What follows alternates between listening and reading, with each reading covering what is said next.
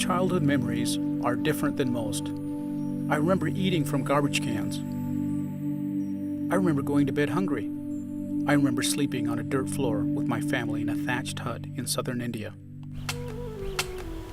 Another early memory is the distinct sound of a machete hacking at coconuts. Later, when I was about 7, I was kidnapped, driven 3 hours away, and sold to an orphanage. Ultimately, I was sent to the United States, adopted by a new family. I didn't speak the language, so I couldn't tell my new family what had happened. I couldn't tell them I already had a family back home in India. By the time I could tell them, it was too late. They tried to track down my Indian family, but with no success.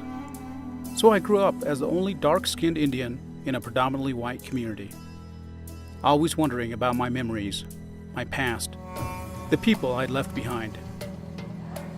Years later, as a young man, I felt compelled to return to India and search for my family. It wasn't easy. I'd exhausted all the leads. I tried everything to track them down, and despite some amazing coincidences that led me forward, ultimately, every road seemed to dead end. Then, on the last day of my search, at the last moment, riding down a hot, muggy Indian street, feeling overwhelmed with fatigue and failure, I heard a sound that seemed to rise above the rest. It was a sound from my childhood, the distinct and yet odd sound of a man hacking at coconuts. It was as if God was using the man to whisper through the crowd and clutter and say, "Taj, listen, and you'll remember where you came from." I jumped from the rickshaw. I ran down the road. It was the place where my family had once lived, where our hut had once been.